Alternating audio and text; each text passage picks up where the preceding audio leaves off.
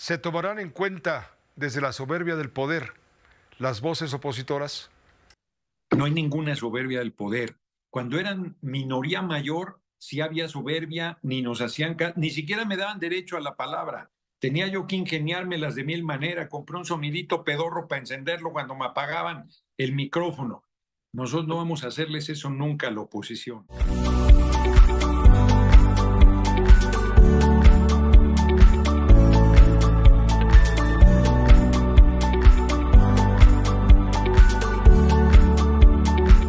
Gerardo, gusto en saludarte. ¿Cómo te va? Muy buena tarde. ¿Cómo estás? Muy buenas tardes, Pepe. Buenas tardes al auditorio. Fíjate que ahorita, justo antes de entrar contigo, estaba viendo la fotografía de todas las legisladoras, legisladores, mujeres y hombres. Impresionante, impresionante. Es que el pueblo el 2 de junio determinó, dijo, ¿qué necesitan para el plan C 2/3? Ahí les van. Y qué resultado más impresionante. Y luego la encuesta que mandó a hacer, 3 encuestas en realidad de ENCOL, que ha trabajado para el país y que ha sido muy precisa, de Demotecnia, de las Heras, también muy cercana a los resultados, y la comisión de encuestas de Morena, que ha sido muy seria, la verdad, acreditó que el 75% de la gente está de acuerdo con que se hagan por elección la integración del Poder Judicial y casi el 90% que se haga la reforma al Poder Judicial. Hoy platicamos bastante sobre ello. Bueno, se hizo una exposición, varias exposiciones largas, que lo puedo resumir en lo siguiente, si me permites. Elección de ministros, ministras de la Corte, de jueces, mujeres y hombres de todos los niveles, magistrados del Tribunal Electoral. Los jueces, mujeres y hombres, pueden por 6 años y reelegirse para hacer carrera magisterial, cada 6 años ir a reelección. Los ministros de la Corte por 9 años sin reelección, magistrados del Tribunal Electoral también 9 años sin reelección, creo, no recuerdo con precisión esta. Se acaba las pensiones vitalicias para los exministros, exministras de la Corte. En esencia, estos son, bueno, hay un órgano que va a elegirse independiente para supervisar, vigilar y sancionar, si fuese el caso, a integrantes del Poder Judicial, y el administrativo que estaba en el Consejo de la Judicatura en una sola persona, la persona que presidiera la Corte, se elige también un órgano Esto va a venir a administrativo. sustituir al Consejo de la Judicatura. Me refiero a Sí, ese tribunal independiente que va a sancionar a los malos jueces. Estamos hablando de funcionarios federales, ¿correcto? No del de fuero común. funcionarios federales, pero se Correcto. plantea que también a nivel estatal se haga el proceso de reforma constitucional local respectiva y se haga el proceso de elección de jueces también en las mismas condiciones. Pero ¿cómo salvas el concepto de la Sí, autonomía de poderes?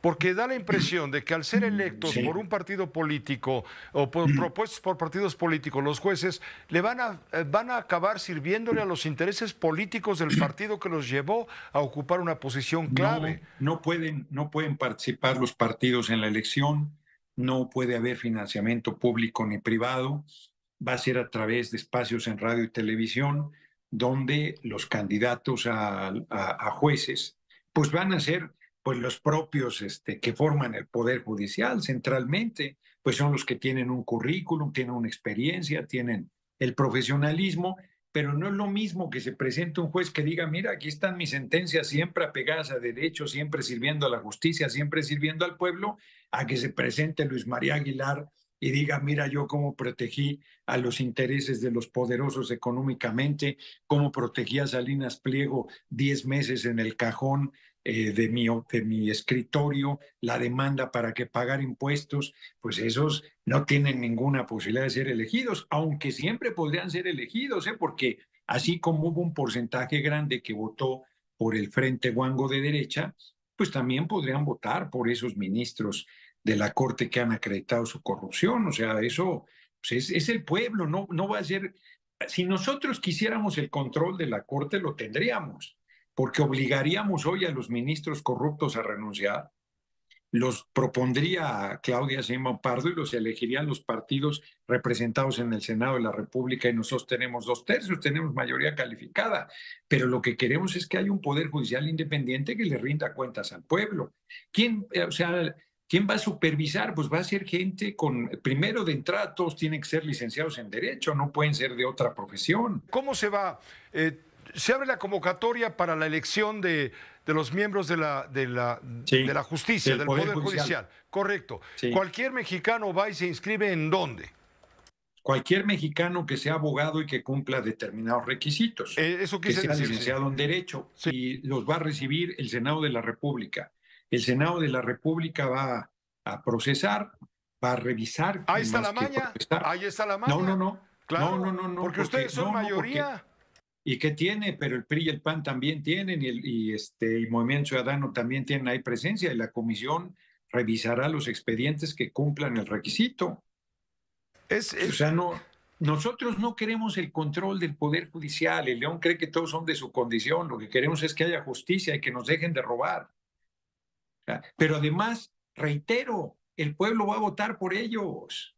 O sea, pues hay gente, pues va a votar por jueces como Norma Piña, con ministros como Norma Piña.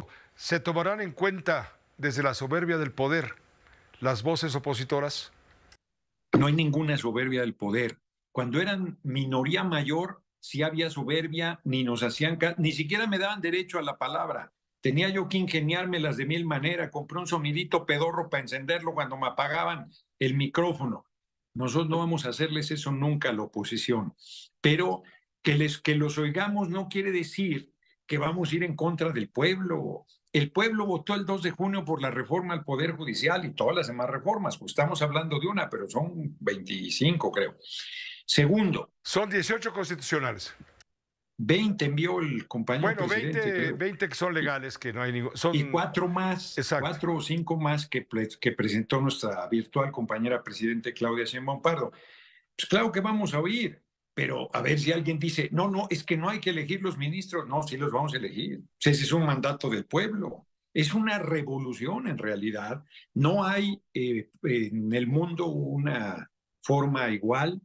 Pero si el pueblo elige al poder más importante, pues somos un régimen presidencialista, entonces nadie me lo discutirá, y elige a la persona que preside la República, que es unipersonal, pues ¿cómo no va a elegir?